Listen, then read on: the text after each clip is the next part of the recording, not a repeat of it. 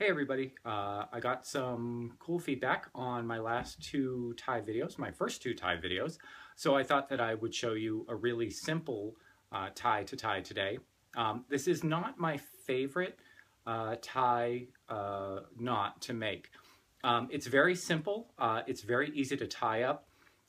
It doesn't lay as flat as a Windsor or even a half Windsor. It doesn't take as much time as either one of those, but those ones are fairly simple knots as well.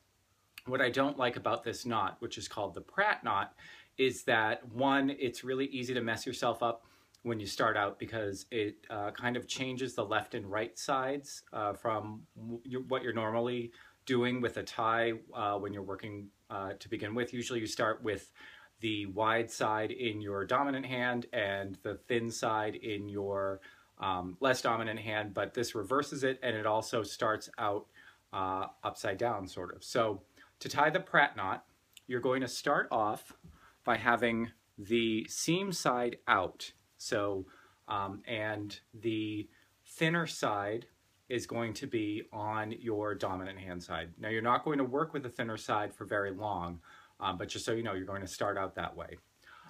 Depending on the length of your tie, you probably want the thinner side almost to your waist. I found that these ties, these Ferragamo ties, are a little bit shorter than some ties, so I tend to use a little bit more.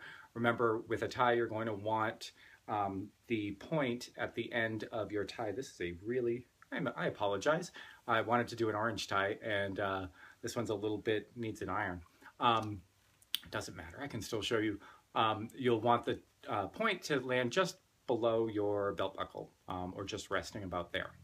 Anyway, to tie the Pratt knot, you are going to take the short end, the thinner end, and cross it in front, like this. Now you're going to take the wider end and bring it up and through the loop that you just made, like this. So basically you've got your triangle, okay? So you're used to a triangle from other types of knots. That's all you're going to do to build your knot. That's the only bit of structure you're giving it.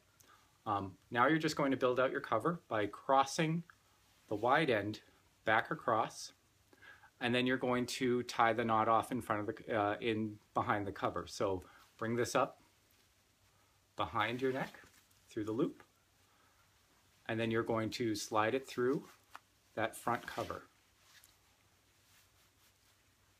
Now, as you can see, you do get a triangular knot, just like that, and you can slide that up and then bring your collar down and adjust. So it lies fairly flat. It's flatter and more symmetrical than the four-in-hand, which I will do next, which is the first knot that I learned how to tie, and I believe it's the first knot that a lot of guys learned how to tie because it's very simple. It does lie flatter than that. It's a little more symmetrical than that, but I am going to show you why it's not my favorite tie. One, it's that I tend to pull on my non-dominant hand on the knot, and that will just tighten it. But also, when I untie this tie, the knot, if you pull it incorrectly, will just tighten. And that can mess up your ties a bit. If you pull a knot, you can add wrinkles to it and all of that. So anyway, that's another knot. I will be back probably tomorrow to show you the four-in-hand and some other knots that you can tie, and then maybe get into some fancy knots like the Trinity knot and other ones that are fairly complicated, but they're kind of fun for more formal, more dressy occasions. Thanks.